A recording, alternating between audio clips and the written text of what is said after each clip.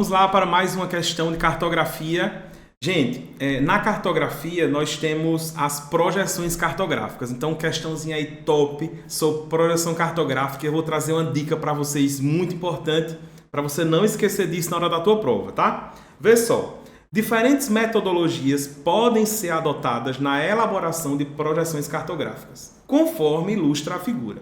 Aí nós temos 3 figuras mostrando aí 3 projeções cartográficas diferentes. Veja só, a primeira projeção é aquela projeção conhecida como projeção plana ou azimutal. A segunda projeção é a projeção cônica, né? Ó, como se fosse um cone envolvendo o planeta. E a terceira projeção é a projeção cilíndrica. Certo? Bom, veja só. Comando da questão. Os exemplos observados, eles são classificados de acordo com. Então, o que é que eu tenho aí de diferença entre esses 3 tipos de projeção? O que muda é a localização do ponto de vista, a posição de isolinhas, o caráter tridimensional, as deformações obtidas, ou letra E, o tipo de superfície da projeção.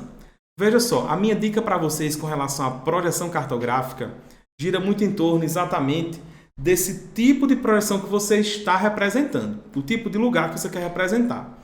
Fica muito claro na questão que se você quer representar uma área do polo do planeta, a projeção mais indicada será exatamente a projeção plana ou azimutal.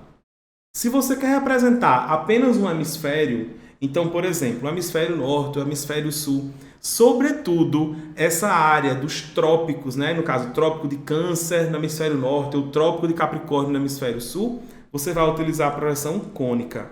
Se você quer representar mais próximo do real, as áreas próximas à linha do Equador, você vai utilizar a projeção cilíndrica.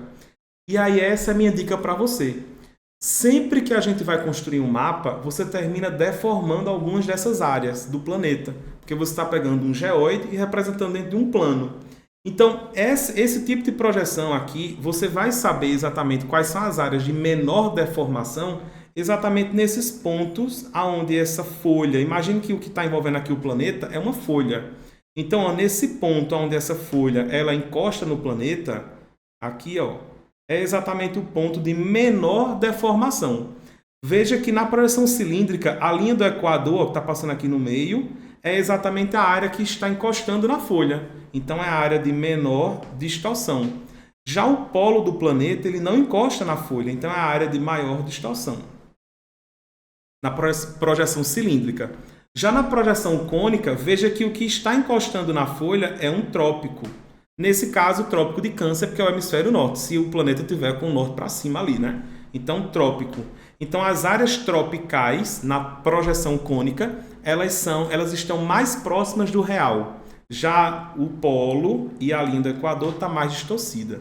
E na última projeção, ou a primeira aqui da sequência da questão, o polo do planeta, que é exatamente a região que está encostando, onde essa folha está encostando no planeta, é a área de menor distorção. Então, as áreas do polo, eu tenho a menor distorção. Então, veja só, para escolher qual tipo de projeção eu vou utilizar, o que eu tenho que observar é a superfície. Então, se eu vou representar o polo, eu posso utilizar a projeção plano ou azimutal, trópico, projeção cônica, ou linha do Equador, projeção cilíndrica. Não é localização do ponto de vista, porque o que acontece? Quando você tem a projeção cartográfica, que é exatamente como essa área ela será representada, não é o ponto de vista do autor ou do cartógrafo, né? Mas sim a área que você está representando. As isolinhas são exatamente as linhas que eu vou utilizar na projeção de algum relevo. Então, se eu tenho um relevo como esse, as isolinhas são exatamente aquelas linhas que me indicam a altimetria, ó. Então, não é isso que está sendo representado na questão. O caráter tridimensional, lembrar que em mapas eu não tenho essas 3 dimensões não, tá? Em mapa eu só tenho 2 dimensões. Eu não tenho esse mapa aqui, nesse caso 3D. Eu só tenho 2 dimensões, que é a altura e, no caso, largura. Se fosse uma maquete, aí sim, dentro da nossa representação de espaço, a maquete ela consegue ser uma representação tridimensional, porque eu consigo ter altura, largura e profundidade. Mas no caso do mapa, não. E aqui não é classificado de acordo com deformação, não é deformação, mas sim um tipo de superfície da projeção. Por isso que a alternativa correta, letra E, certo? Mais uma questão aí respondida.